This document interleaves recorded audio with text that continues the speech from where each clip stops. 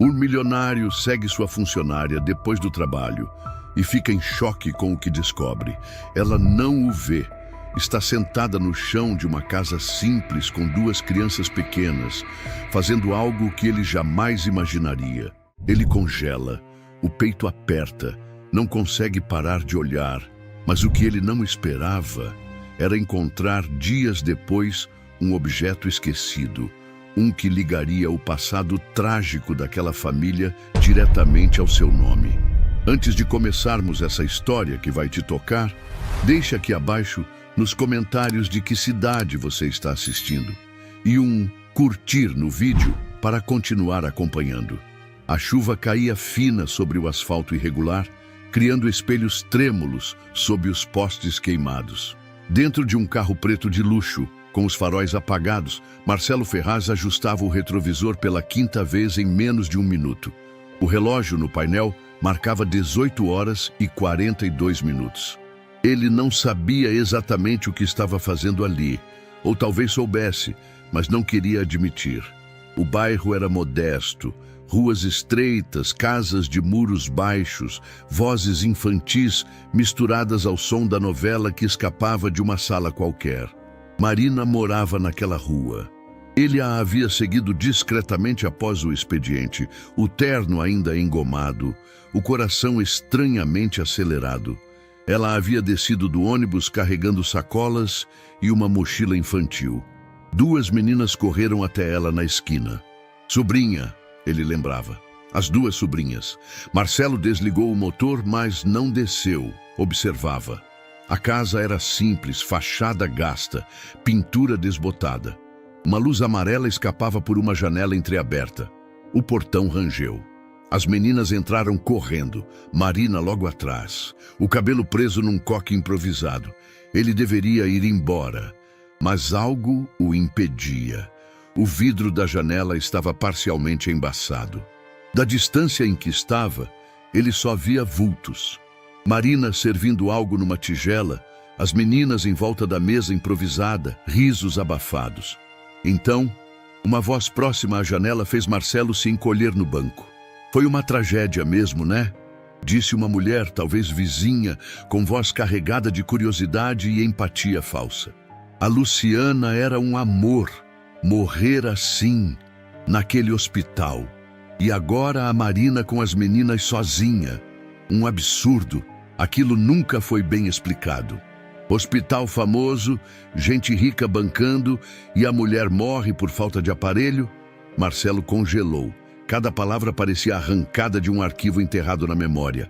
Hospital famoso, gente rica bancando. Ele conhecia essa história, conhecia demais. O hospital em questão era um dos beneficiados pelo braço social da sua própria empresa, a Ferraztec, uma instituição privada que recebia há anos equipamentos de ponta doados por ele mesmo. Um programa de marketing humanitário que já rendera prêmios, matérias de revista, aplausos em eventos. Ele engoliu seco. Marina não fala nada, né? Guarda tudo, igual a irmã. Mas dizem que a Luciana ainda tentou falar com a direção antes de morrer. Foi ignorada. Aquele hospital... Sei não. A mulher tossiu, acendeu um cigarro. Mas olha, se eu fosse ela, eu processava. Aquilo ali tem dedo sujo. Marcelo sentiu o estômago embrulhar. Luciana. O nome caiu sobre ele como pedra.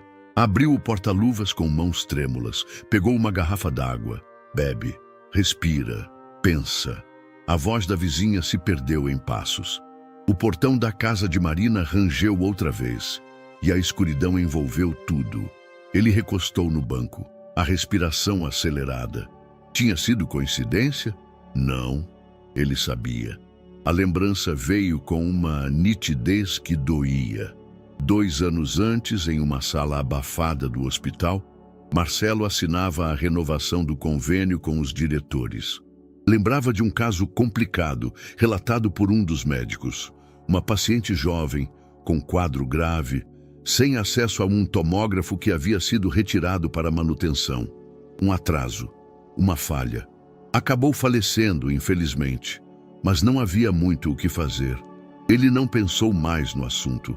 Havia reuniões, prazos e a vida seguiu. Até agora. Marina apareceu à porta. Olhava para a rua com um pano de prato na mão. Marcelo se abaixou, oculto pela sombra do carro. A chuva engrossou. O portão foi trancado com cuidado. Ele esperou mais 20 minutos antes de sair. Quando chegou em casa, não ligou as luzes. Tirou o paletó, largou as chaves no balcão e desabou no sofá. Seu apartamento parecia ainda mais vazio naquela noite. Sofás caros, obras de arte nas paredes, o silêncio espesso. Ligou a TV, desligou, abriu um vinho, não bebeu. A imagem da casa de Marina, quente, viva, simples, não saía da cabeça. A pulseira da menina, a comida servida em pratos lascados, a risada abafada pela parede fina e a morte da irmã, Luciana. Na manhã seguinte, Marina chegou pontualmente, discreta como sempre, vestida com um suéter cinza. Os olhos dela pousaram por uma fração de segundo nos dele, mas nada foi dito. Marcelo observou os gestos dela com uma atenção quase obsessiva. Cada movimento parecia carregado de um peso novo. "Marina!" ele chamou no meio da arrumação da cozinha. Ela se virou, séria. "Algum problema, Sr. Marcelo?" Ele hesitou. As palavras se embaralharam na garganta. Não, só... Obrigado por ontem." Ela franziu a testa, confusa. "Ontem? Pelo jantar," disse rápido. "Vi você saindo do mercado. Fiquei pensando. Vocês jantaram o quê?" Ela o olhou por um segundo a mais do que o necessário. Arroz com ovo. E voltou ao trabalho. A resposta caiu como um soco. Mais tarde, Marcelo se trancou no escritório. Digitou Luciana Dias no sistema interno da empresa. Foram necessárias 3 tentativas até encontrar o nome nos relatórios do hospital. Havia um dossiê. Ele clicou. Paciente Luciana da Silva Dias. Falecida em 16 de outubro. Motivo: parada cardiorrespiratória. Observação: exame de imagem adiado por falha técnica. Tomógrafo indisponível. Ele leu e releu. O documento parecia seco, cruel. A irmã de Marina havia morrido esperando por um exame, em um hospital patrocinado por ele. Havia sangue nas entrelinhas. À noite, Marina guardava roupas no armário quando viu a caixa no fundo da gaveta. Era da irmã. Nunca teve coragem de abrir completamente. Pegou com cuidado. Dentro, documentos, um caderno com letras tortas e uma pulseira, prateada, com um pequeno logotipo gravado. Ferraz-Tech. Marina sentou na beirada da cama, o rosto imóvel. As peças começaram a se encaixar. Marcelo sonhou com a irmã de Marina naquela noite. No sonho, ela batia a porta de sua casa, vestida com um avental branco e o rosto pálido. Dizia seu nome com firmeza. Você sabia, e mesmo assim, acordou suado. Levantou-se e foi até a varanda. A cidade dormia, mas ele sentia o peso de todos os olhos do mundo sobre si. Estava apenas começando. 2. O som da chaleira apitando era sempre o primeiro sinal de que Marina já estava lá. Eram 6h13 quando Marcelo passou pelo corredor e a viu, como de costume, de costas, colocando água quente numa garrafa térmica. O silêncio da cozinha contrastava com o barulho abafado do trânsito matinal que começava a se formar além das janelas amplas do apartamento. Ela usava um moletom escuro e calça de algodão. Os cabelos estavam presos em um coque simples, alguns fios soltos escapavam pelas laterais. O rosto permanecia sereno, como se o tempo ali dentro passasse em outro ritmo. Marina se movia com uma espécie de dignidade tranquila que Marcelo não sabia definir. Tudo nela era discreto, controlado, exceto os olhos. Aqueles olhos, embora raramente o encarassem diretamente, carregavam uma presença que o deixava em constante alerta. Ele a observava mais agora, não com a intenção de invadir, mas como quem tenta decifrar uma língua estrangeira sem dicionário. Enquanto tomava o café, Marcelo fingia ler o jornal digital, mas escutava os passos dela pela casa. O modo como dobrava os lençóis, sempre com as bordas alinhadas perfeitamente. Como colocava flores novas no vaso da sala toda terça-feira, mesmo sem jamais dizer o porquê. Como abria as janelas antes de limpar, mesmo nos dias frios. Ela era eficiente, claro, mas havia algo além da técnica. Um cuidado com os detalhes que não se ensinava em lugar nenhum. Uma espécie de respeito silencioso pelo espaço alheio. Naquela manhã, ao passar pela lavanderia, ele notou uma pequena mancha de barro no chão. Voltou 2 minutos depois, e a mancha havia desaparecido. Sem barulho de balde, sem esfregões, sem palavras. Marina havia limpado como se o piso estivesse sob observação de um juiz invisível. Marcelo não era de observar pessoas. O tempo o havia ensinado a racionalizar relações. Cuidava de números, empresas, resultados. Mas com Marina havia algo desafiadoramente humano, incômodo. Ela não sorria sem motivo, não falava mais do que o necessário. Nunca contava piadas ou fazia comentários fora de hora. Não era fria, apenas comedida, como se cada gesto estivesse medido para não se derramar demais sobre o mundo. Certa tarde, ao chegar mais cedo do trabalho, Marcelo a encontrou sentada no chão da área de serviço, lendo um livro de capa gasta, enquanto a máquina de lavar vibrava suavemente. Ela não o viu.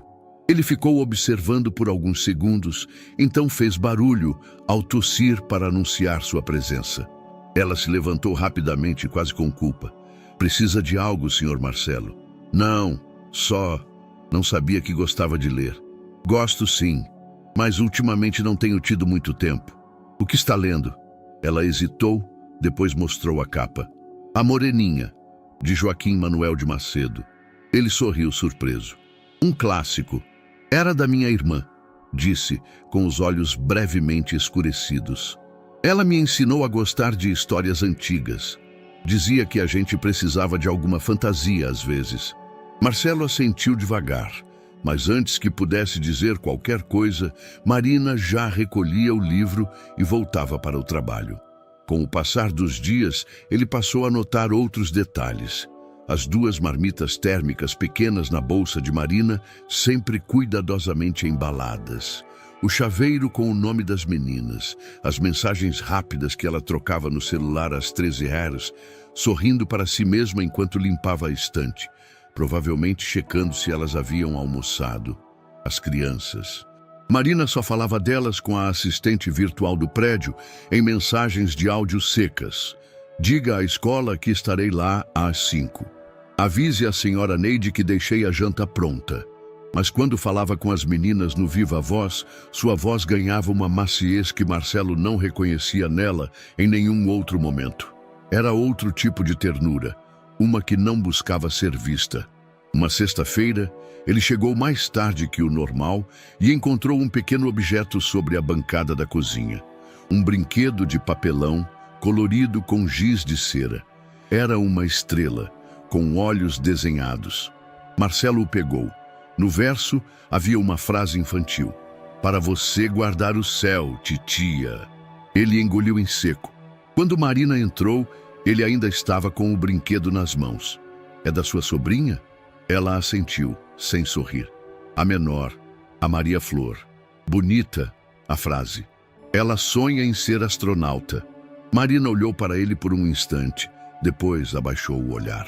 A irmã dela dizia que devíamos sempre olhar para cima, mesmo quando tudo lá embaixo parecia errado. Marcelo não respondeu. Devolveu o brinquedo com cuidado. Havia um silêncio entre eles que não era desconfortável. Era carregado, sim, mas cheio de algo difícil de nomear. Um tipo de reconhecimento mútuo, como se os dois tivessem cicatrizes que se respeitavam à distância. No sábado, Marcelo não tinha compromissos. Decidiu observar Marina sem que ela percebesse. Ela limpava o corredor com fones no ouvido. Cantava baixinho uma melodia antiga.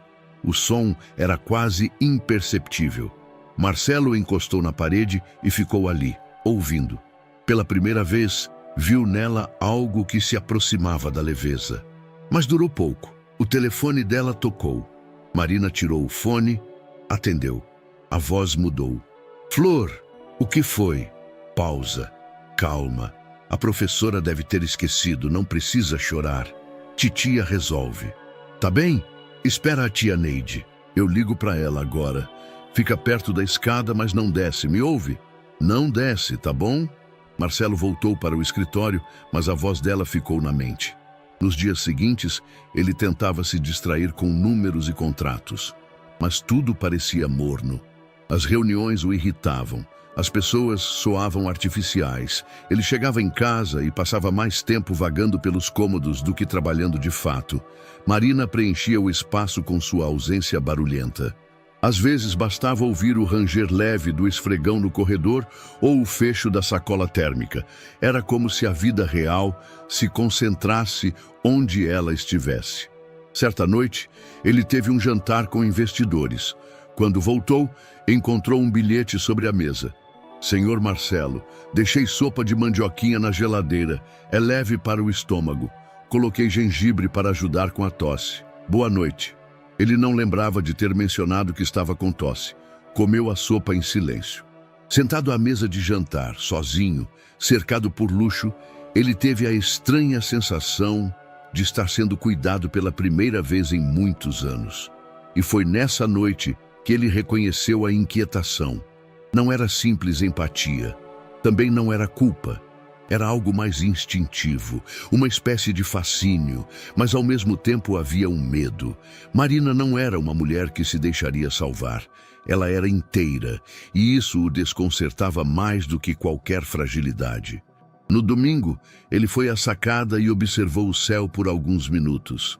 Pensou nas meninas, no céu de papelão, na irmã de Marina, na morte que ele agora sabia ter participado, mesmo sem querer. Marina, a mulher que não chorava, talvez porque já tivesse chorado tudo o que havia para chorar. E ele, talvez fosse hora de começar a sentir. 3. Era quarta-feira quando Marcelo decidiu seguir Marina. Ele não planejou, não traçou rotas, não calculou tempo. Apenas viu a porta do elevador se fechar atrás dela e algo em sua pulsação acelerou, como se o corpo tivesse tomado a decisão por ele. Vestiu o primeiro casaco que encontrou, desceu pelo elevador de serviço, saiu pela garagem lateral. Marina andava com passos rápidos, o casaco cinza protegendo pouco contra o vento que cortava as ruas da Zona Sul. Marcelo manteve distância. A poucos metros, invisível, quase envergonhado, cruzou o portão do prédio pela primeira vez sem destino. Ela atravessou 2 ruas, entrou no terminal. Pegou um ônibus lotado, onde ele não teve coragem de entrar. Preferiu chamar um carro por aplicativo e pedir que seguisse o mesmo trajeto, observando pela janela com uma inquietação que lhe queimava o peito. O trânsito fluía lentamente. O carro de Marcelo parava a cada esquina, mas ele não desviava os olhos. Via Marina de relance no ônibus à frente, apertada entre corpos, uma das mãos segurando a barra de ferro, a outra protegendo uma sacola de pano contra o peito. Desceu numa avenida movimentada do subúrbio. A calçada era irregular, as lojas tinham letreiros desbotados. Ela entrou numa padaria pequena e acenou para o balconista com familiaridade. Ele sorriu. Marina apontou um saquinho de pães e disse algo que Marcelo não conseguiu ouvir. O atendente anotou num caderninho antes de entregar o saco. Fiado. Marcelo apertou os olhos. Por que aquilo o incomodava tanto? Ela saiu da padaria, passou por uma banca de jornal, comprou uma bala para uma das meninas. Marcelo presumiu observando os gestos e dobrou à direita, entrando por uma rua mais estreita. O bairro parecia labiríntico, vielas tortas, postes inclinados, roupas penduradas em varais improvisados. O carro de aplicativo não podia ir além. Marcelo pagou, agradeceu e seguiu a pé. Estava fora de seu mundo agora. O concreto aqui parecia mais velho, a tinta mais gasta, o ar mais pesado. Marina chegou a uma casa pequena, com um muro descascado e uma grade baixa. Bateu palmas 2 vezes. Uma senhora abriu o portão e sorriu, chamando as meninas pelo nome. 2 crianças correram e se jogaram nos braços de Marina. Ela se ajoelhou, abraçando as duas ao mesmo tempo, os olhos fechados num instante de alívio. Marcelo observou tudo de trás de uma árvore. Sentia-se um invasor, mas não conseguia parar. O portão se fechou. A luz se acendeu lá dentro. Marcelo deu a volta no quarteirão, encontrou uma mureta parcialmente coberta por folhas e se sentou ali. De onde estava, conseguia ver parte da cozinha através de uma das janelas abertas. Lá dentro, Marina separava os pães, colocava água para ferver. Uma das meninas colocava a mochila sobre o sofá, a outra subia num banquinho para pegar um copo. Tudo funcionava em sincronia instintiva. Uma orquestra sem maestro. Marcelo ficou hipnotizado. A luz da casa era amarelada, o piso manchado. Havia desenhos colados na parede e brinquedos improvisados pelo chão. A pobreza estava ali, clara, mas não havia miséria. Havia presença, vida, resiliência. Marina limpava as mãos em um pano, prendia o cabelo, depois ia até um cesto e puxava um papel colorido. Recortava com cuidado.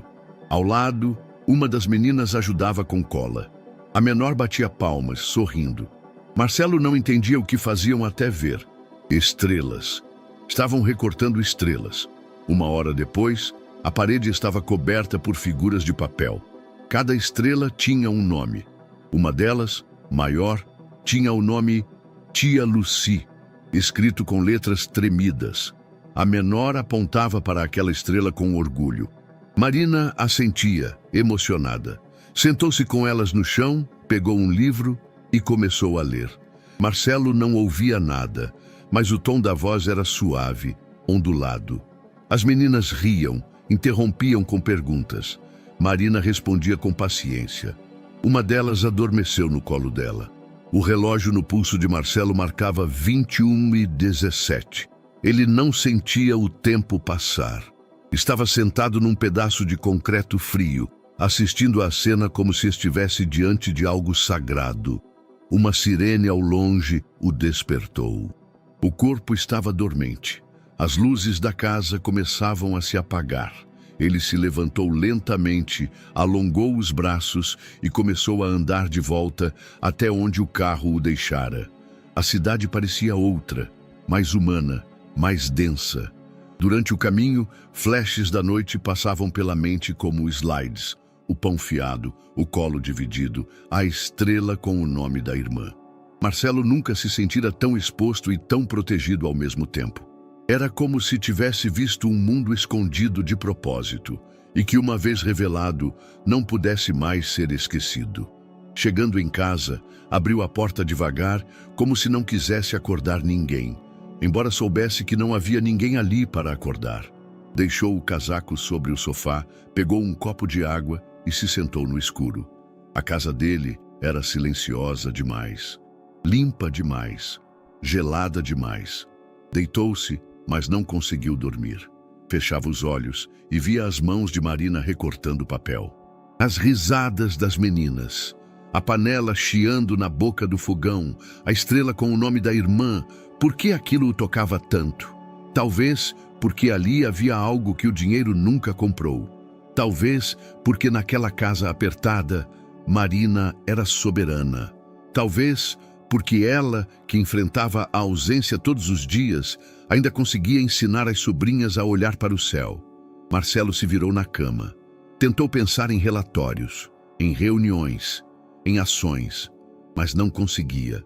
Naquela noite, ele entendeu o que era estar perdido dentro do próprio conforto. E o coração do labirinto, descobriu, era o lugar de onde ninguém volta igual. 4. Marcelo chegou à empresa na manhã seguinte com o rosto mais abatido do que de costume. Evitou o elevador principal, preferindo subir pelas escadas de acesso interno. 14 andares, 14 minutos em silêncio. Ao chegar, dispensou a secretária com um gesto breve e se trancou na sala de reuniões do fundo, onde ninguém o incomodaria. Ali, conectado à intranet da companhia, digitou no sistema o que há meses não digitava. Luciana Dias. Nada. Tentou variações. Luciana da Silva Dias. Paciente Luciana. Falecimento. Exame adiado. E então, uma lista surgiu. Arquivos internos, relatórios técnicos, comunicações entre setores, memorandos sobre logísticas de equipamentos. Marcelo clicava com os olhos secos e a garganta apertada. O nome apareceu numa nota interna. Um relatório breve. Ele ampliou a janela. Ali estava. Luciana. A data coincidia com o que ouvira da vizinha. O documento descrevia, com frieza burocrática, um caso encerrado. Uma paciente falecida após a suspensão de um exame vital, por conta de um equipamento fora de operação. Marcelo leu 1, 2, 3 vezes. A data, a circunstância, o atraso, tudo se alinhava. A irmã de Marina havia morrido esperando por algo que sua estrutura deveria ter garantido. Algo que falhou, sem alarde, sem manchete, sem culpa aparente. A sala parecia encolher a cada linha lida. Ele fechou o notebook e apoiou as mãos sobre a mesa, tentando conter a náusea que ameaçava subir. Lembrava-se vagamente daquela semana. Uma troca técnica de fornecedores. Um contrato empacado. Uma reunião remarcada. O diretor havia citado, com desdém quase involuntário, que um dos equipamentos vai atrasar. Nada grave, só manutenção preventiva. Nada grave. Luciana havia morrido à espera. E Marina? Marina estava dentro da sua casa, todos os dias, carregando o luto com a leveza de quem já entendeu que o mundo não tem para onde ceder. Marcelo abriu registros paralelos, planilhas antigas. Havia ali menções dispersas sobre unidades sobrecarregadas, entregas remanejadas, substituições proteladas. Entre uma anotação e outra, algo ficava evidente. A urgência não foi tratada como tal. Havia alertas, mensagens sugerindo prioridade, e havia respostas protocoladas, secas, quase automáticas. Num e-mail, alguém sugeria que a situação poderia comprometer atendimentos críticos. A resposta viera rápida. Entendido. Vamos manter o planejamento original. Marcelo recostou na cadeira, os olhos fixos na tela, mas a mente num quarto de hospital que nunca viu. Num rosto que agora fazia parte de um peso novo. Foi até a janela. Do alto, o fluxo da cidade parecia o mesmo de sempre. Mas nada mais parecia igual. O chão parecia inclinado. Os sons da rua soavam distantes. Por anos, ele acreditou estar fazendo a coisa certa. Investia, doava, patrocinava, mostrava números, colhia elogios, uma reputação construída com discursos sólidos. Mas agora, tudo soava oco. Havia uma falha, e ela tinha nome. Naquela noite, Marina limpava os livros da estante da sala quando ele chegou. Ela sorriu, breve, e continuou o que fazia. Marcelo se demorou na porta, observando os gestos suaves, a concentração meticulosa. Era como se cada livro tivesse valor sentimental, mesmo que não fosse dela. Quis dizer algo, não conseguiu. Foi para o quarto com a sensação de que um muro invisível se erguia entre eles. Mas não era ela quem o erguia, era ele. Abriu o notebook pessoal e digitou uma frase no arquivo em branco. Foi por minha causa? Apagou. Tentou de novo. Se eu tivesse interferido, ela estaria viva? Também apagou. Fechou o computador, mas não encontrou paz. Nos dias seguintes, ele mergulhou ainda mais fundo nos arquivos. Buscava por respostas que, no fundo, já sabia. Encontrou em uma ata antiga uma discussão rápida sobre o remanejamento de cronogramas.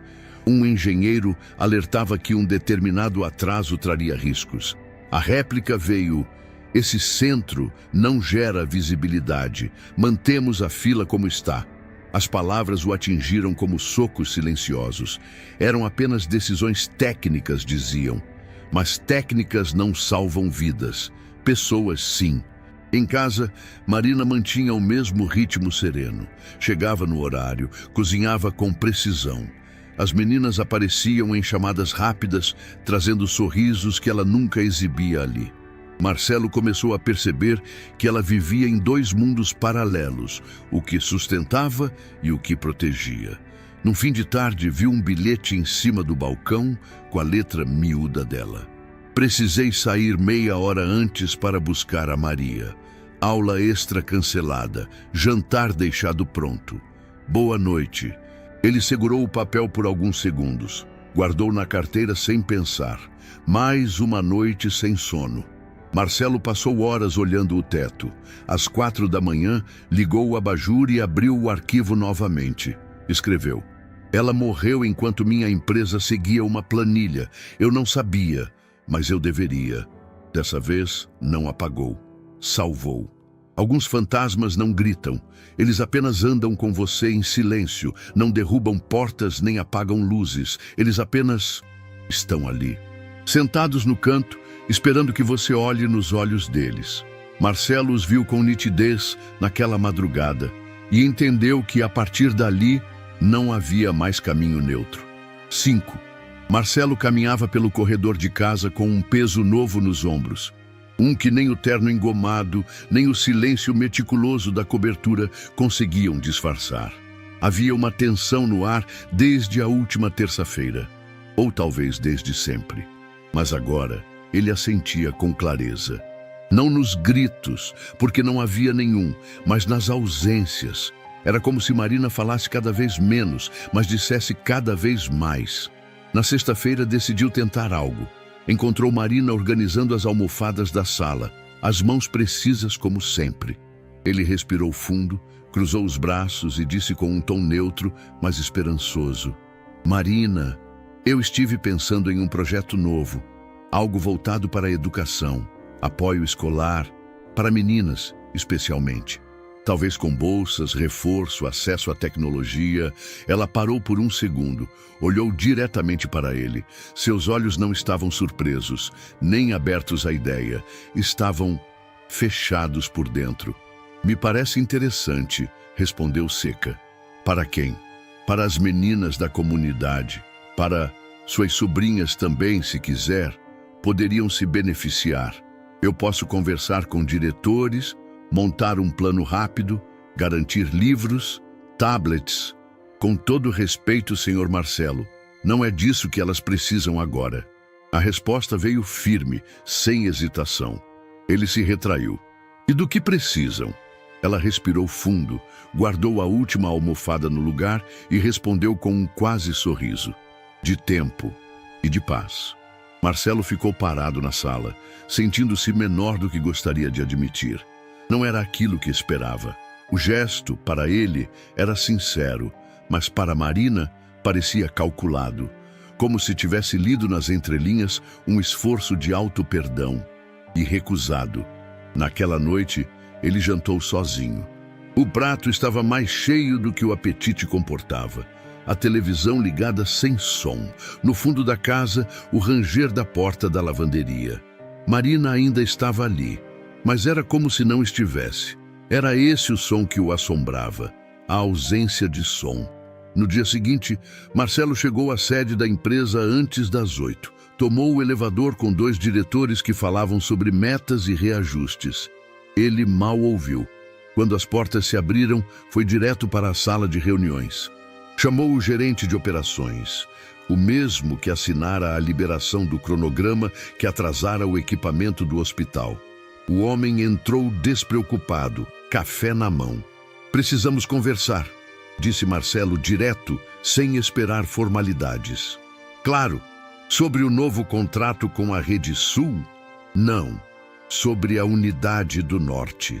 Outubro passado. O gerente engoliu seco. Isso de novo?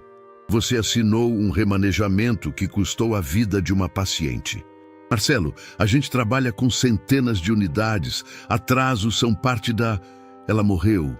Silêncio. Era a irmã da Marina, completou Marcelo. A funcionária que trabalha na minha casa há 3 anos. Ela morreu esperando por um exame que a empresa falhou em entregar. Isso não está diretamente na sua mesa, tentou se justificar, mas passou pela sua e pela minha também. Marcelo se levantou. Está desligado. Hoje, sem carta de recomendação, sem explicações internas. O jurídico será comunicado. O homem ficou pálido. Isso é pessoal? Marcelo olhou fixamente nos olhos dele. Não, é o mínimo. A notícia correu como um sussurro denso pelos corredores da empresa. A demissão repentina de um dos braços fortes da logística pegou a equipe de surpresa. Marcelo não se importou com os olhares. Voltou para sua sala, fechou a porta e permaneceu ali até a noite. Na tela, apenas o reflexo dele mesmo. No domingo, Marcelo apareceu na cozinha enquanto Marina passava pano no balcão. Trazia um envelope na mão. Queria te entregar isso. Ela hesitou antes de aceitar. Dentro havia um panfleto impresso com o logo da empresa, mas sem destaque. Um novo projeto social, real, concreto, com início previsto para dali a 3 semanas. Foco: educação básica e reforço escolar em bairros periféricos. É para a comunidade onde você mora. Vai acontecer perto da escola das meninas. Se quiser, pode conhecer antes de começar. Ela leu em silêncio. Depois devolveu o envelope. Não precisa fazer isso por mim. Não é por você, respondeu Marcelo quase em um sussurro. É por mim e por elas. Marina segurou o olhar por alguns segundos. Depois voltou ao trabalho sem dizer mais nada. E era isso que o consumia. Ela não gritava, não acusava, não exigia respostas. Apenas se retirava, de forma sutil, dolorosamente digna. Marcelo preferia que ela tivesse se revoltado, que o confrontasse, que quebrasse um prato, que chorasse, que gritasse com ele no corredor. Qualquer coisa que quebrasse o abismo crescente entre os dois. Mas Marina era feita de silêncios, e o silêncio dela gritava. Ele passou a evitá-la. Nos dias seguintes, deixou de cruzar com ela nos cômodos. Adiantava ou atrasava os horários, trabalhava de casa em outro cômodo. Observava de longe os passos dela, sempre pontuais, suaves, invisíveis. Como se ela soubesse o peso que carregava e escolhesse não torná-lo mais difícil. Mas isso só aumentava o tormento. Marina continuava a ser Marina. E ele, Marcelo, começava a não saber mais quem era. Uma noite, cansado de evitar, Marcelo desceu até a cozinha e a encontrou terminando de fechar as janelas. A luz amarela deixava sombras suaves no rosto dela. Por um segundo, ela pareceu frágil, mas era só cansaço. Marina, ele começou hesitante. Ela se virou devagar. Eu não sei como consertar isso, disse mais para si mesmo do que para ela. Marina apenas o encarou. Talvez não dê para consertar, respondeu, mas dá para não repetir. E saiu deixando a luz acesa. Marcelo passou o resto da noite ali, de pé, com os braços cruzados, olhando para a janela. O vento entrava frio. Lá fora, um cachorro latiu. Uma moto passou. Depois, silêncio. Dessa vez, ele entendeu. O silêncio dela era tudo o que ele precisava ouvir. 6. Era uma segunda-feira abafada, quando Marina decidiu organizar o que há tempos evitava. As meninas haviam saído cedo com a vizinha, a casa estava silenciosa e o sol entrava pelas janelas com uma insistência incômoda. Havia umidade nos armários, cheiro de madeira velha. A gaveta do fundo do guarda-roupa, trancada desde que sua irmã partira, parecia pulsar discretamente como um tambor distante. Marina hesitou por alguns segundos. Passou a mão pelo puxador. Abriu. Ali, uma pequena caixa de veludo azul, sem brilho, era da Luciana. Ela lembrava bem. Guardava algumas bijuterias, uma correntinha, um anel com uma pedra lascada, um brinco dourado que ela só usava em entrevistas de emprego. Marina abriu a caixa com cuidado, como quem invade um espaço sagrado. O brinco estava lá, só um. O outro, provavelmente perdido. Ao lado, enrolada em um pedaço de tecido claro, uma pulseira prateada, fina, com um pequeno pingente metálico. Marina girou o objeto nas mãos, franzindo o senho. Foi então que viu o logotipo discreto gravado no fecho. Um círculo estilizado, com linhas suaves ao redor. O mesmo símbolo que ela já havia notado em alguns papéis na casa de Marcelo. O mesmo que vira em crachás de funcionários que circulavam por eventos beneficentes. Estava ali, no pulso da irmã, em sua caixinha. O ar pareceu mais pesado. Ela se levantou lentamente, o coração acelerado, e foi até a estante da sala onde guardava documentos antigos, pastas de plástico, envelopes amarelados. Começou a vasculhar com pressa contida, como quem sabe o que procura mesmo sem ter certeza. Encontrou uma pasta da época do hospital, o nome de Luciana escrito a caneta na lateral. Dentro, recibos de exames, receitas, fichas de atendimento, quase todos rabiscados com observações à mão. Entre eles, um papel mais rígido, um crachá de acompanhante com o nome completo, RG e data de entrada. Marina o segurou com as mãos trêmulas. No canto inferior, o nome de um médico. A caligrafia era difícil de decifrar, mas ela reconhecia o sobrenome. Já o ouvira antes, nos noticiários, em uma matéria sobre irregularidades em unidades de saúde. Algo sobre condutas questionáveis, desvios, falhas na gestão de insumos hospitalares. Havia sido afastado, nunca responsabilizado oficialmente.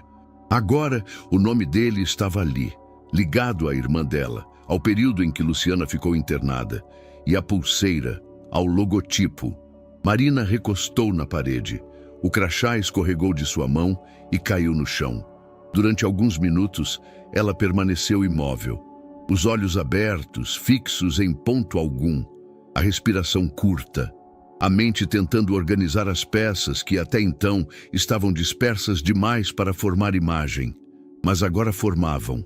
A pulseira, o hospital, o nome do médico, o símbolo da empresa de Marcelo. Tudo começava a se alinhar, não como uma certeza absoluta, mas como uma sensação esmagadora, intuitiva, familiar, como quando se reconhece um cheiro da infância sem lembrar o nome do perfume. Ela se levantou devagar, pegou os papéis, organizou-os com uma precisão quase obsessiva. Guardou tudo na caixa, sentou-se à mesa e ficou ali, olhando para o tampo de madeira. A cabeça girava, mas os olhos estavam secos. Mais tarde, enquanto fazia o jantar das meninas, Marina manteve os gestos automáticos. Cortava os legumes como sempre, mexia a panela no tempo exato.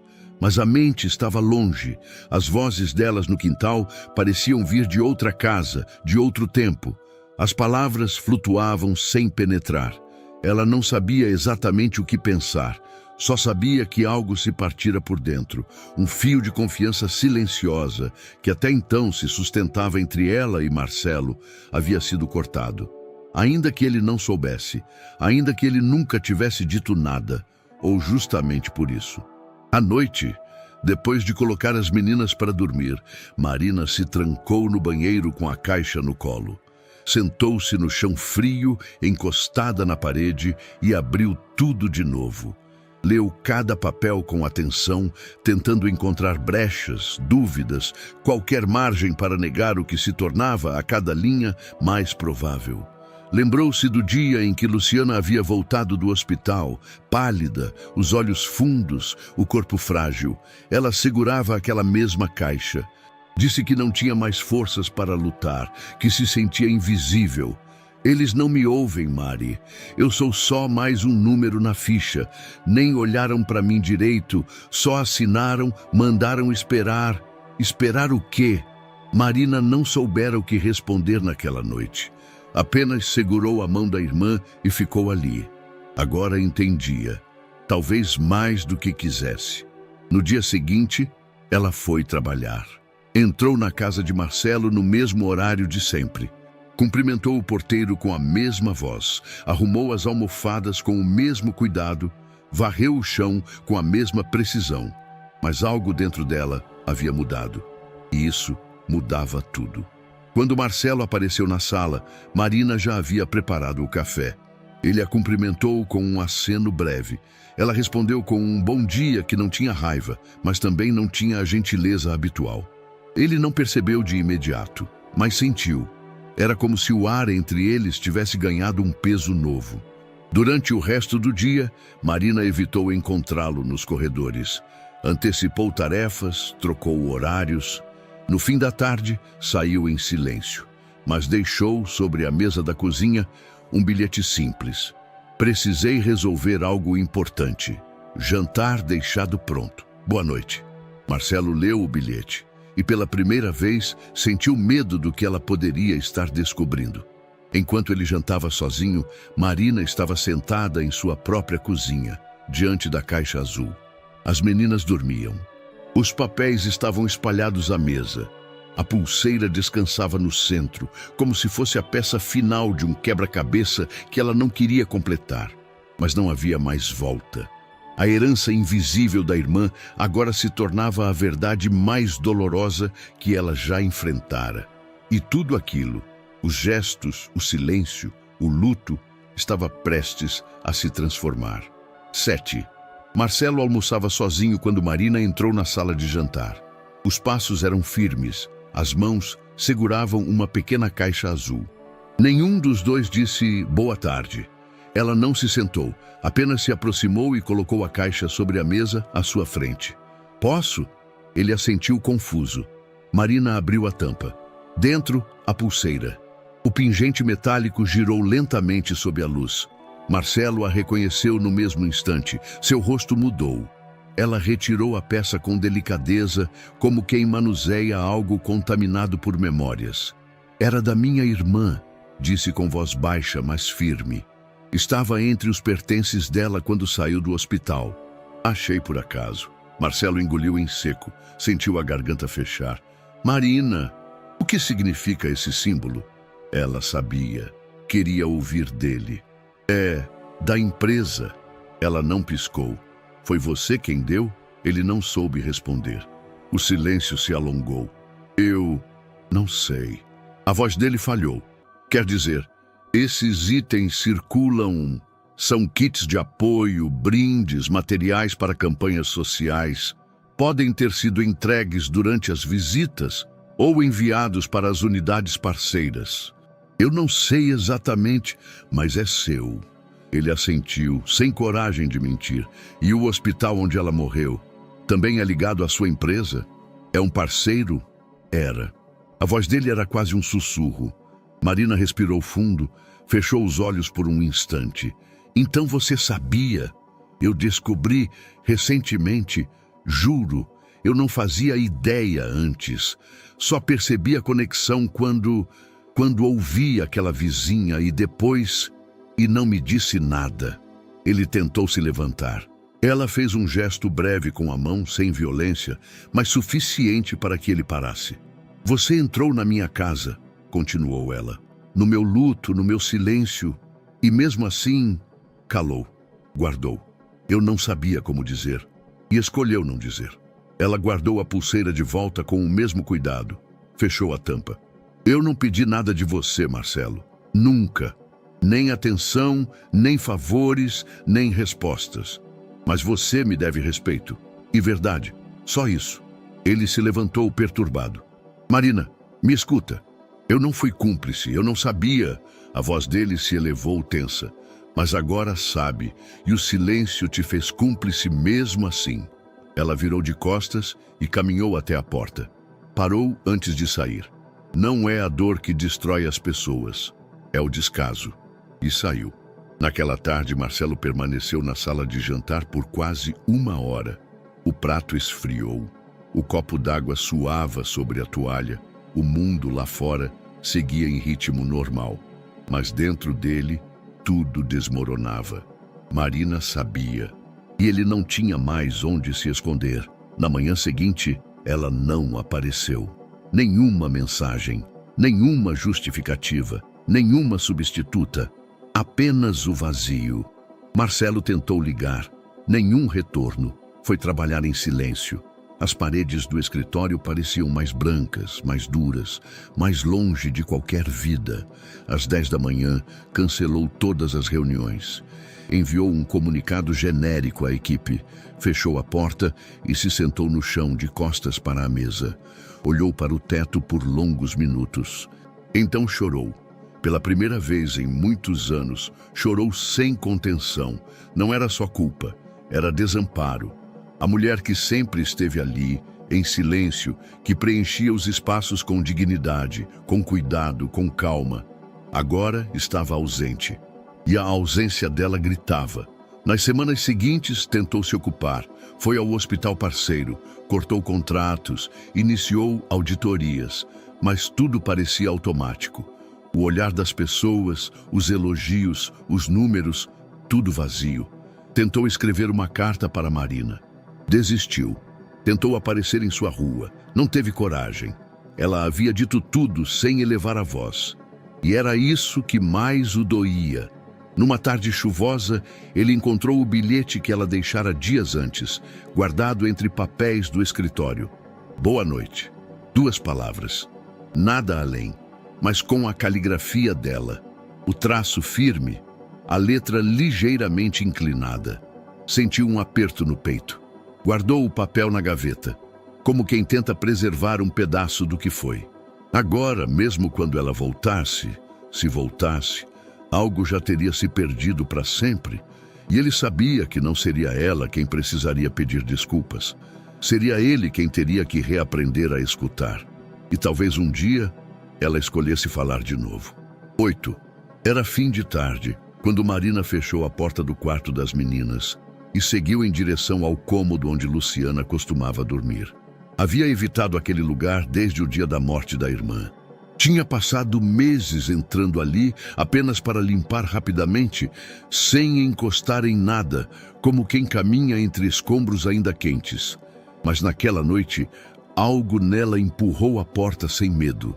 A luz que entrava pela janela dava um tom âmbar às paredes. Tudo estava como antes. A colcha azul clara, os cadernos empilhados, a caixa de remédios esquecida sobre o criado mudo. Ao lado, uma pequena agenda espiral de capa mole. Marina se sentou na beirada da cama e pegou o caderno com cuidado. Na capa, a caligrafia familiar. Coisas que não posso esquecer.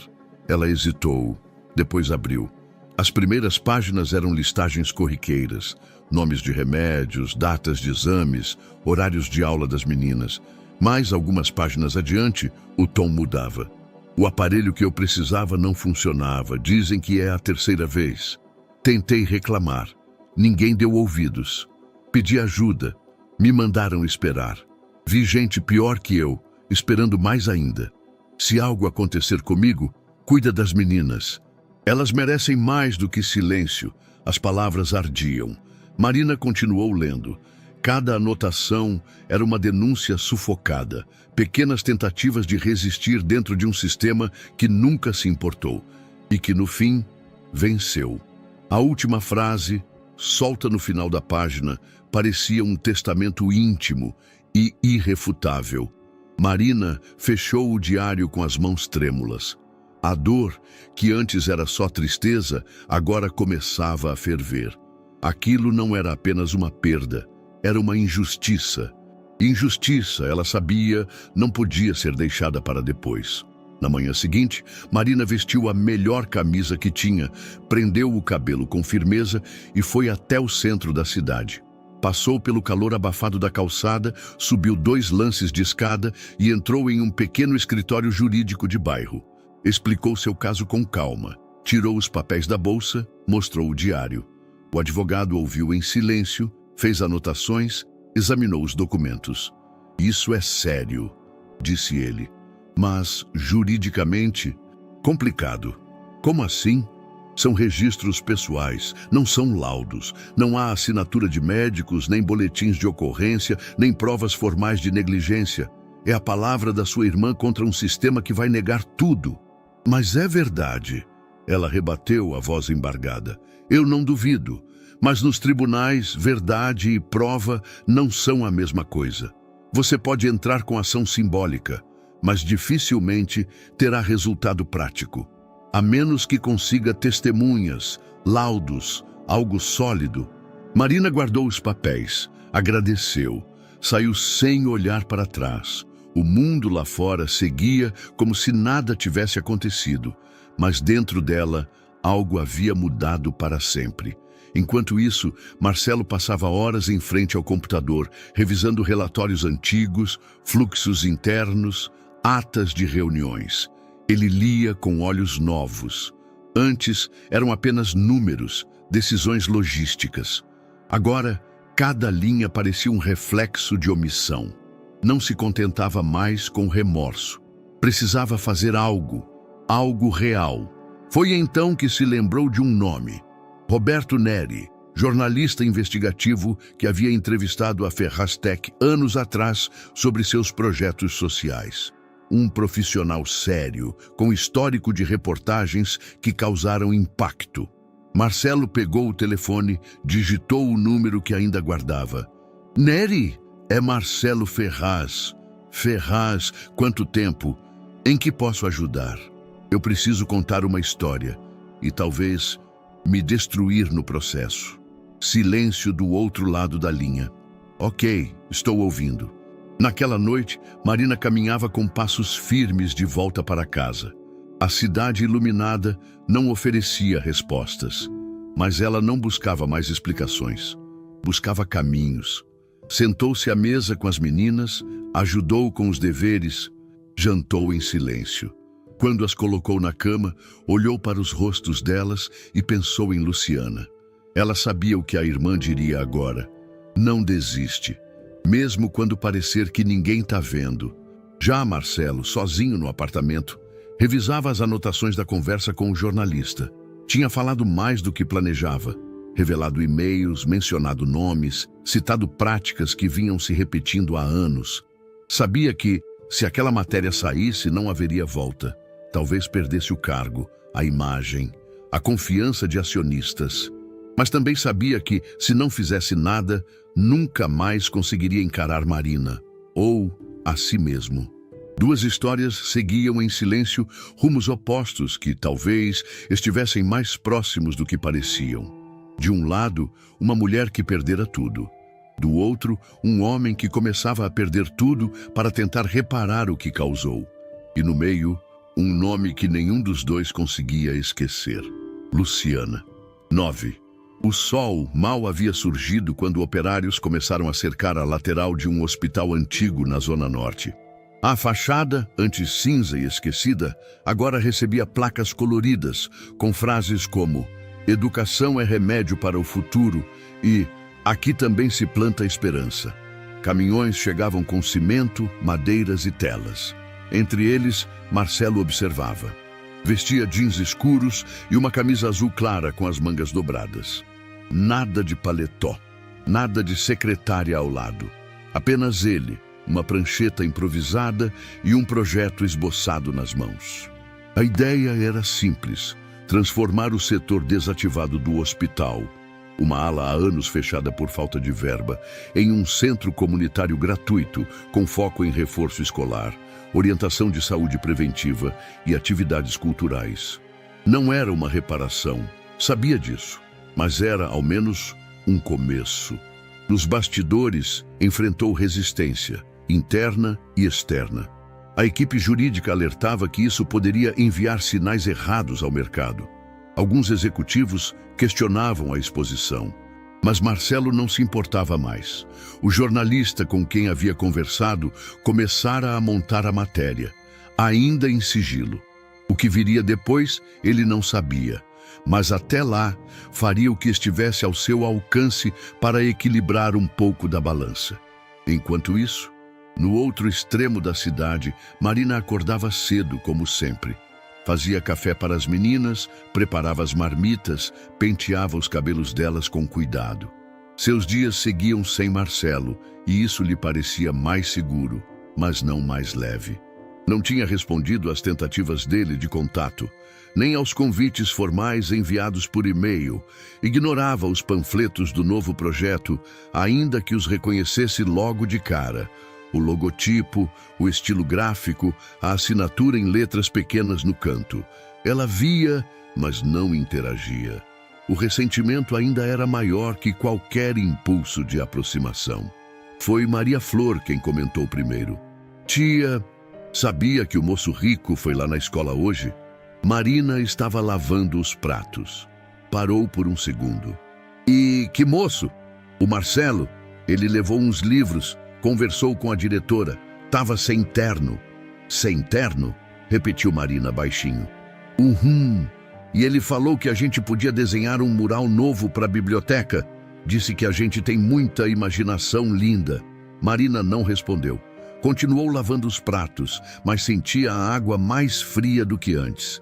No dia seguinte, uma vizinha a chamou no portão com um folheto nas mãos. Marina, olha isso. Vai ter reforço escolar de graça lá perto do hospital. Dizem que foi ideia de um dos empresários que ajudou a construir o centro e que ele mesmo vai acompanhar as oficinas com os professores. Onde ouviu isso? Na farmácia. O filho da dona Jurema vai. Já tem fila de espera. Marina pegou o panfleto sem dizer nada. O papel tinha cheiro de tinta fresca. No rodapé, em letras miúdas, Iniciativa Marcelo Ferraz, Fundação Asas. Dobrou o papel devagar, guardou na bolsa. Não sabia por quê. No hospital, as obras avançavam. Marcelo passava as manhãs por lá, não dava ordens, carregava caixas, empurrava carrinhos, pintava paredes ao lado dos voluntários, sentia-se pela primeira vez parte de algo não empresarial, algo que exigia mais do que aprovação, exigia presença. Crianças da comunidade passavam curiosas, algumas jogavam bola perto, outras ficavam só observando. Uma delas perguntou, "O senhor é médico?" Marcelo sorriu. Ainda não, mas estou tentando curar uma coisa. O quê? Um lugar machucado. O menino não entendeu, mas sorriu de volta. Enquanto isso, Marina organizava os documentos da escola das meninas, quando encontrou o bilhete desenhado por Maria Flor dias antes. Tinha estrelas rabiscadas e no centro, em letras tortas, "Obrigada por me ajudar a imaginar." Ela dobrou o bilhete e ficou olhando para a janela. Luciana amava estrelas.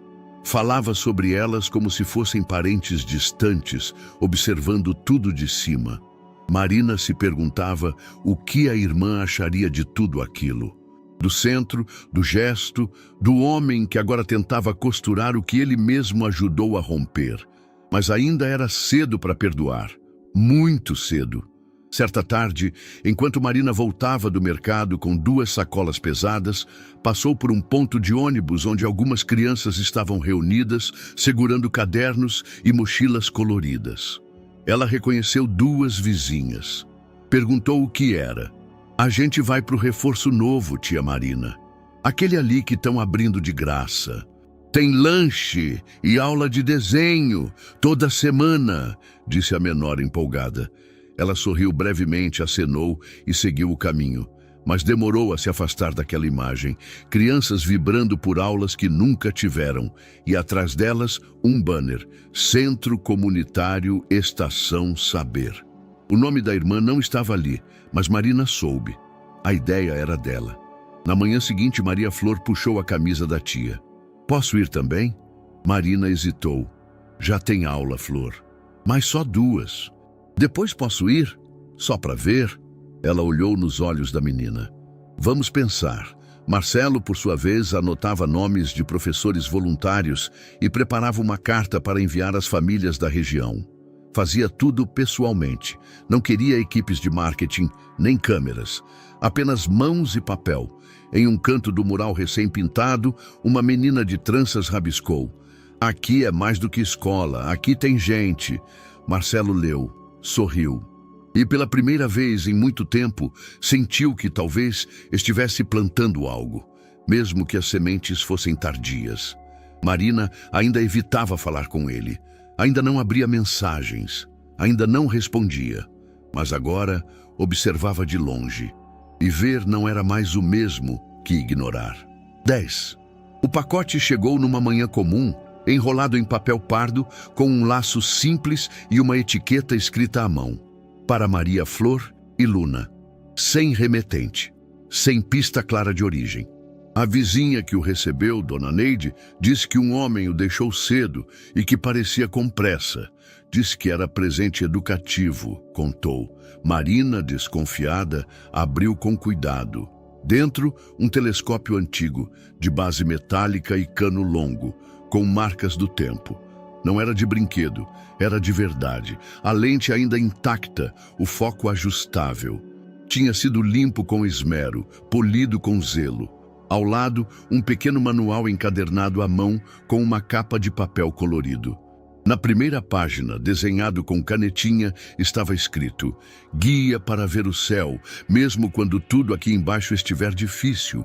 Marina sentiu um nó no peito. As meninas chegaram da escola e correram até a caixa aberta na sala. "O que é isso?" gritou Maria Flor, os olhos arregalados. "É um telescópio", respondeu Marina, tentando controlar o tom. "Tipo o da mamãe?" Ela assentiu. Luna tocou no tubo prateado com as pontas dos dedos, como se estivesse diante de um mistério antigo. "Quem mandou?" "Não sei", disse Marina, mas sabia. Naquela noite, após o jantar, as meninas insistiram para montar o telescópio. Marina cedeu. Colocaram as peças no quintal, sobre o piso gasto. Luna segurava a lanterna, enquanto Maria Flor encaixava as partes com uma concentração solene. Quando terminaram, apontaram para cima, onde um céu limpo se abria com estrelas tímidas. A rua estava silenciosa. As outras casas já dormiam. Mas ali, naquele retalho de quintal, havia vida pulsando. "Tia, olha!" Maria Flor gritou. Marina se aproximou, olhou pela lente. Uma estrela cintilava, desfocada. Ajustou devagar. Lá estava ela, branca, fixa, linda. "Parece que está sorrindo pra gente", disse Luna. "A mamãe queria mostrar isso para vocês, sabiam?" As meninas assentiram, emocionadas. "A mamãe dizia que a gente é feita de estrela", sussurrou Maria Flor. Marina ficou em silêncio e sorriu, sozinha, pela primeira vez desde que tudo havia desabado. Mais tarde, já com as meninas dormindo, Marina voltou ao quintal. O telescópio estava lá, coberto com um pano. Ela se sentou ao lado, envolta no som dos grilos e no cheiro de noite molhada. O céu acima estava limpo, imenso. As constelações pareciam flutuar num silêncio cheio de significados. Pegou o manual artesanal e folheou. Na última página, uma frase solta: "Às vezes, o que está longe é o que mais ajuda a ver dentro." Ela não reconhecia a caligrafia, mas o gesto era inconfundível. Marcelo. Ela não chorou. Já não havia lágrimas, mas algo se partiu, ou se abriu, dentro dela. Uma parte dura, congelada, começou a ceder. Não era perdão, mas era um sinal de que a raiva já não era absoluta. No dia seguinte, Marina preparou o café como de costume, cuidou das tarefas da casa, respondeu mensagens da escola, mas em seu rosto havia um leve traço de ternura que não aparecia há muito tempo. Guardou o telescópio em um canto seguro e, discretamente, anotou em seu caderno: "Elas viram Saturno", e sorriram. Na sede do projeto social, Marcelo recebia relatórios de frequência. As crianças voltavam animadas, os professores elogiavam o envolvimento, tudo avançava, mas ele não tinha notícias de Marina, nenhuma resposta, nenhuma palavra. Até que uma das voluntárias disse: "Uma menina contou que viu Saturno no quintal de casa, ganhou um telescópio, disse que parecia coisa de filme." Marcelo não respondeu, apenas sorriu. Sabia que mesmo sem estar ali, estava sendo visto. E isso por agora bastava. 11 Marina não sabia exatamente por que aceitara o convite. O envelope chegou de forma discreta, quase tímida, entregue por uma recepcionista da escola. Estava dobrado em 4, sem selo, sem carimbo. Por um instante, pensou que fosse algum comunicado escolar. Mas ao abrir, reconheceu de imediato a caligrafia. Sóbria, ligeiramente inclinada, de traço firme. A letra de Marcelo. "Se quiser conversar, estarei na cafeteria da Borges com Xavier, sábado às 10 horas. Só quero ouvir, sem promessas." O tom era direto, mas contido. Não havia apelo emocional nem tentativa de convencimento. Era apenas um convite, limpo, nu, o tipo de gesto que podia ser recusado sem culpa. E talvez por isso mesmo ela decidiu ir. No sábado, Marina acordou mais cedo que o necessário. Não era vaidade, era controle. Escolheu uma roupa neutra, puxou o cabelo em um coque simples, lavou o rosto 2 vezes. Saiu de casa sem contar às meninas onde ia. Não queria olhares curiosos, nem expectativa. O caminho até a cafeteria era curto, mas demorou a andar. As ruas pareciam mais calmas do que o normal, ou talvez fosse o efeito do que ela carregava no peito. Um turbilhão silencioso que já não doía como antes, mas tampouco havia cicatrizado. Ao chegar, viu Marcelo de longe. Sentado à mesa do canto, mexia na xícara de café como se estivesse esperando há horas. Estava diferente, sem terno, sem relógio de pulso, sem postura de executivo. Apenas ele, simples, quase frágil. Ela se aproximou. Ele se levantou por reflexo, hesitando no movimento. Não houve abraço, nem aperto de mão. Marina sentou-se. Ele a seguiu. "Obrigado por vir", disse ele, com um tom que misturava alívio e receio. Ela apenas assentiu. O garçom se aproximou. Marina pediu um café sem açúcar. Marcelo já estava na 2ª xícara. Quando o homem se afastou, o silêncio ficou entre eles como uma terceira presença. Não era hostil, era denso. "Eu queria..."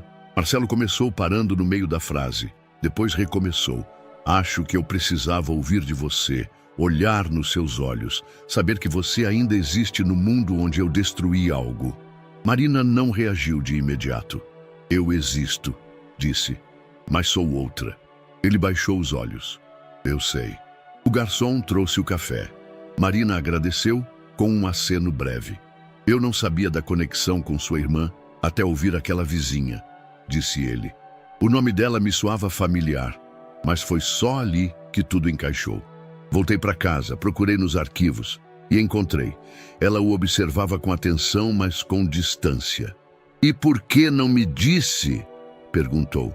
"Covardia, medo de você, de mim, do que significava admitir aquilo. Pensei que talvez, se eu me calasse, pudesse encontrar uma forma de compensar sem te ferir mais." "Mas feriu", respondeu Marina, olhando-o firme. "O silêncio fere mais do que palavras malditas. Ele parece menos cruel, mas é mais frio." Marcelo mordeu o lábio inferior, depois respirou fundo. "Eu sei, e me arrependo, não por culpa, mas porque você merecia a verdade, desde o início." Ela levou a xícara aos lábios, bebeu um gole pequeno. "A verdade vem tarde, Marcelo, quando já não consola, só explica. Às vezes, explicar é o único jeito de começar a costurar algo", respondeu ele com voz baixa. Marina permaneceu em silêncio por alguns segundos. Então, mudou de tom. "As meninas te viram na escola." Ele sorriu de leve. Fui ver a apresentação de Maria Flor. Ela dançou como se estivesse flutuando. Não sabia que crianças podiam ter tanta luz nos pés. Ela parece com a mãe, eu imagino." A conversa seguiu por caminhos delicados. Marina falou pouco, mas ouviu com atenção. Marcelo não tentava justificar, contava, admitia, desconstruía-se aos poucos, com a cautela de quem sabe que cada palavra errada é uma rachadura a mais. Ela não o interrompia, mas tampouco suavizava o olhar. Era como se cada frase dele precisasse passar por um filtro invisível, o da dor, o da memória, o da prudência. Depois de quase 1 hora, quando o café já estava frio, Marcelo se recostou na cadeira. "Eu não espero que você me perdoe", disse com sinceridade contida. "Mas quero estar presente, mesmo que só como alguém útil, pelas meninas, pela memória da sua irmã. E se você deixar, talvez por você também." Marina olhou pela janela, onde o tempo permanecia cinzento, suspenso. "Não sei o que eu sinto ainda. Tem dias que acordo com raiva, outros com pena, outros só com um vazio cansado. E hoje?" Ela hesitou. "Hoje, com menos dor." Ele assentiu, respeitando o tempo dela. "Algumas verdades doem menos quando a gente olha junto para elas", completou ela suavemente. Nos dias seguintes, começaram a se cruzar com mais frequência. Marcelo apareceu novamente na escola, dessa vez para entregar uma caixa com materiais escolares doados. Depois, participou de uma roda de leitura no centro comunitário. Sempre mantinha distância, sempre esperava o convite das meninas, e elas corriam até ele como se nenhuma história existisse entre eles dois. Marina, de longe, observava. Aos poucos trocavam palavras breves, depois frases completas, depois pequenas conversas, sempre com as meninas por perto, sempre com cuidado. Certa noite, após ajudar Luna com uma maquete de ciências, Marina a viu desenhar um homem de cabelos grisalhos, cercado de estrelas e livros. "Quem é?" perguntou. "É o moço das ideias", respondeu a menina. "O que trouxe o telescópio?" Marina olhou o desenho por alguns segundos e, sem saber por quê, sorriu. 12. A manhã era clara, mas havia um vento inquieto no ar. Os últimos preparativos estavam sendo finalizados diante da fachada recém-pintada do hospital. Faixas brancas tremulavam, cadeiras eram alinhadas, uma pequena tenda havia sido montada para proteger o palanque improvisado. Funcionários se moviam com pressa e sorrisos contidos. No centro do novo letreiro, coberto por um pano escuro, lia-se apenas "Centro", seguido de reticências. Marina chegou cedo, acompanhada das meninas. Ambas vestiam roupas simples, mas cuidadas, com pequenos laços no cabelo. Ela, por sua vez, estava sóbria, com um vestido azul marinho e sandálias baixas. Trazia nas mãos uma folha dobrada. O discurso que reescrevera 3 vezes durante a semana anterior. Do outro lado da calçada, discretamente entre a multidão, Marcelo observava. Estava de terno, mas sem gravata. Nenhuma comitiva o acompanhava. Sem câmeras voltadas para ele, apenas ele, parado de pé como mais um rosto no público. Às 10 em ponto, o microfone foi ligado. Uma voz feminina anunciou o início da cerimônia, agradeceu os presentes e fez uma breve apresentação do projeto de reestruturação. Em seguida, convidou Marina para falar. Ela caminhou até o microfone com passos firmes, mas contidos. As mãos levemente trêmulas seguravam o papel, mas os olhos estavam fixos à frente. Não procuravam por Marcelo. Não evitavam. Simplesmente seguiam adiante. "Bom dia", começou com a voz mais segura do que esperava. "Estamos aqui para recomeçar. Mas antes de falar do que virá, eu preciso honrar o que ficou para trás." Houve um breve silêncio no público. "Minha irmã, Luciana, foi atendida neste hospital. Aqui, ela enfrentou seus últimos dias. Aqui, ela deixou sua coragem, sua luta e sua ausência.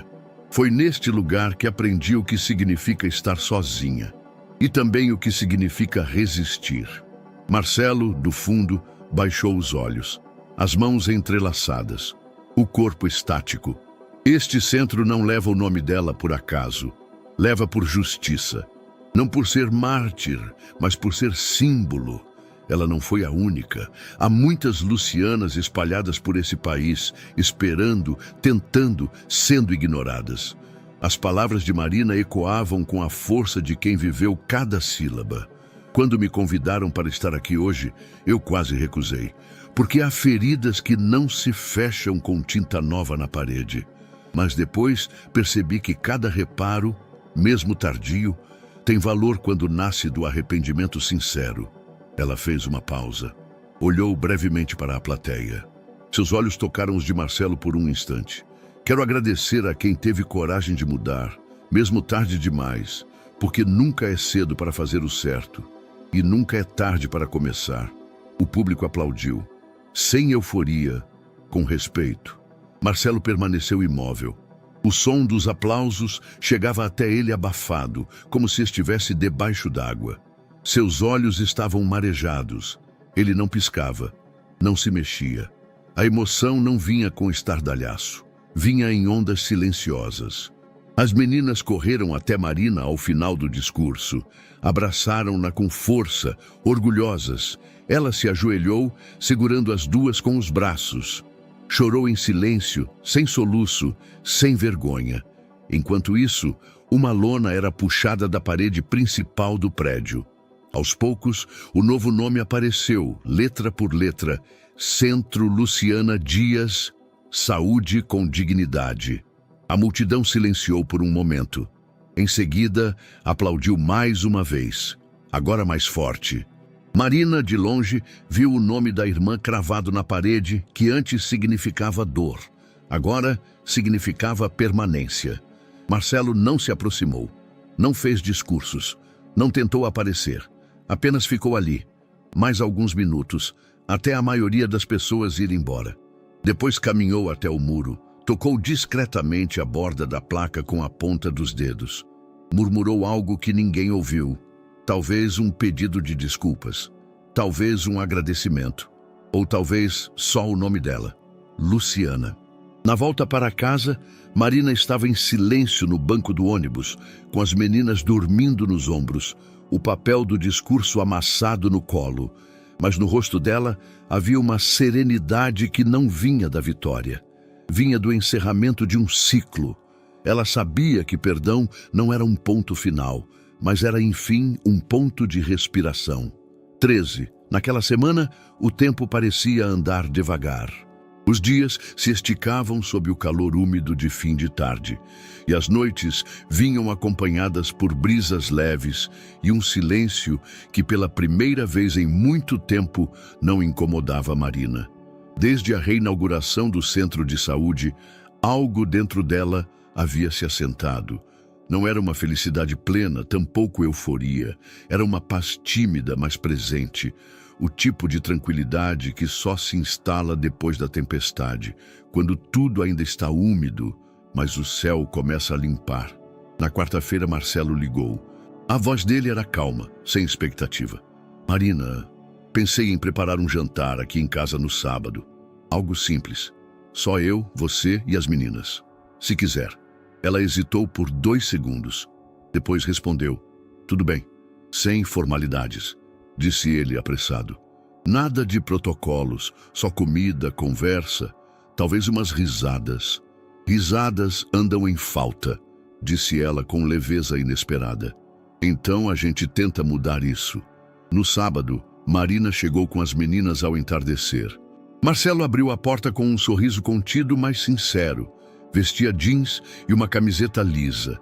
O apartamento estava iluminado por luzes amareladas, aconchegantes. Nada formal. Pratos simples, copos coloridos, uma travessa grande de macarrão e suco natural sobre a mesa. As meninas correram direto para a varanda, onde Marcelo havia montado um espaço com livros e lápis de cor. Luna o abraçou de lado.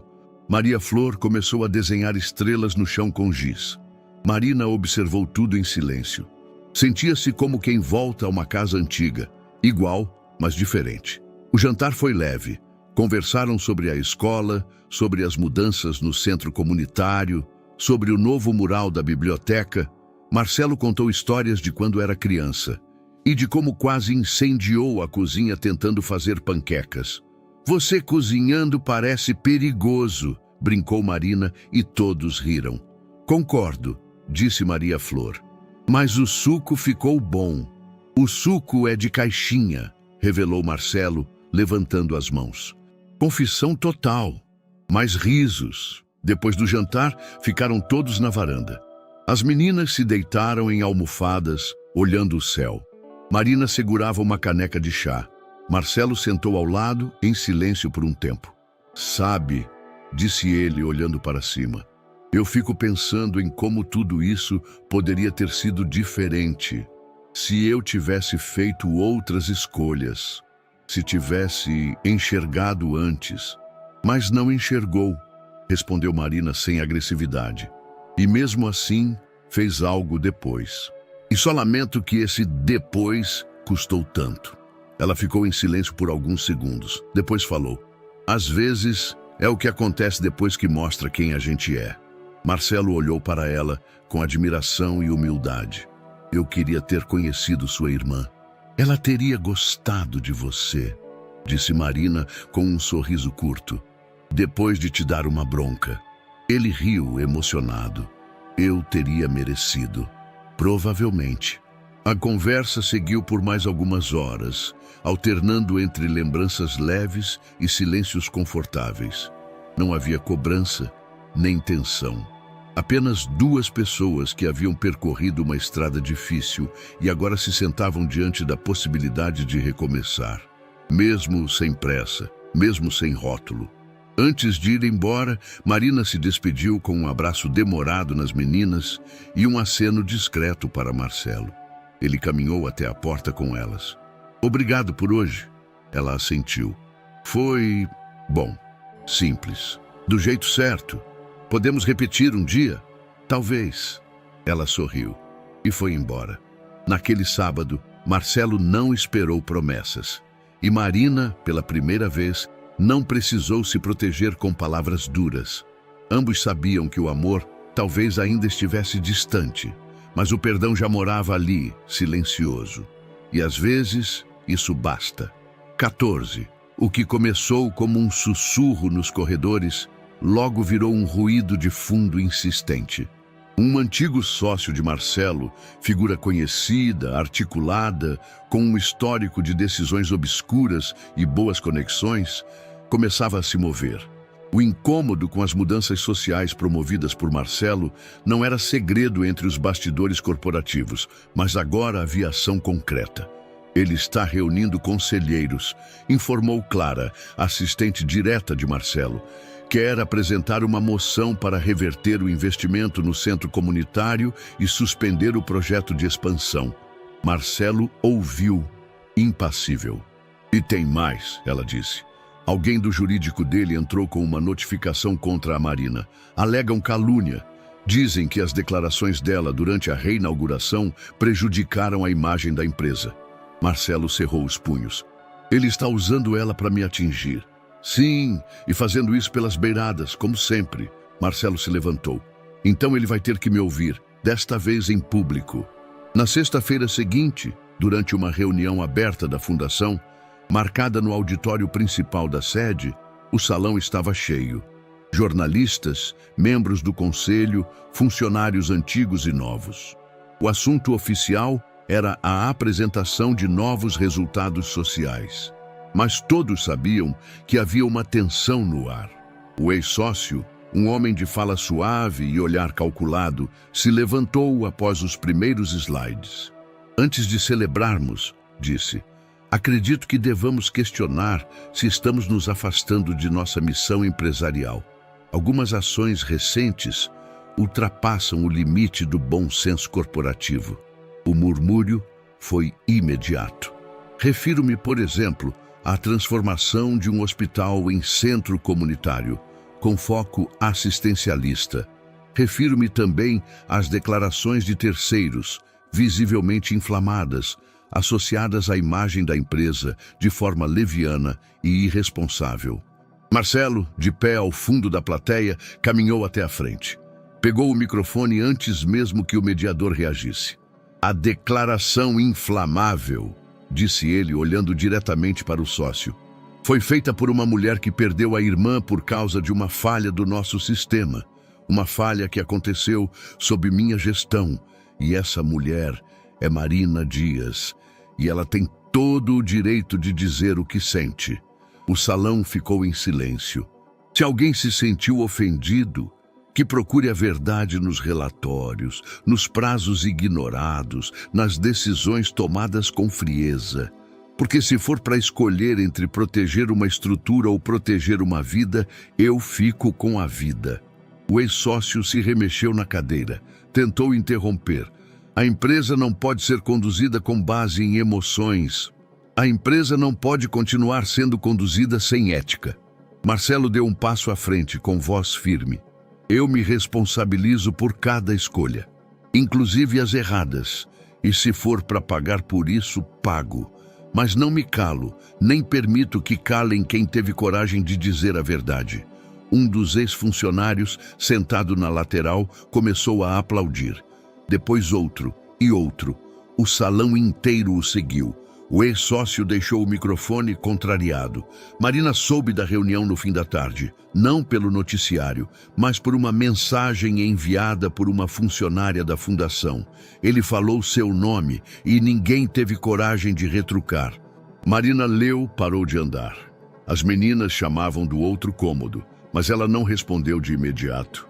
Só conseguia pensar em uma coisa. Ele a defendeu, sem se esconder, sem hesitar. Na noite seguinte, Marcelo apareceu no portão da casa de Marina. Não anunciou. Apenas ficou ali, visivelmente exausto, mas inteiro. Ela abriu. Eu soube, disse ela. Ele assentiu. Eu não podia deixar aquilo acontecer. Você não precisava ter dito meu nome.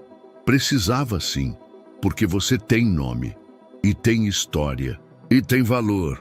E ninguém vai mais apagar isso com papel timbrado ou ameaça velada. Marina respirou fundo. Olhou para ele por alguns segundos. Depois deu um passo à frente e o abraçou.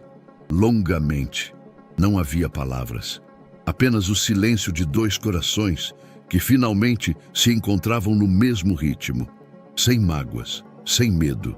Naquele abraço, Marcelo sentiu algo que jamais tivera. Nem com as vitórias, nem com os aplausos. Sentiu-se merecedor. E Marina, pela primeira vez, sentiu-se protegida. 15. As semanas seguintes passaram com um tipo de leveza silenciosa, como se o tempo finalmente entendesse que havia urgências que precisavam desacelerar.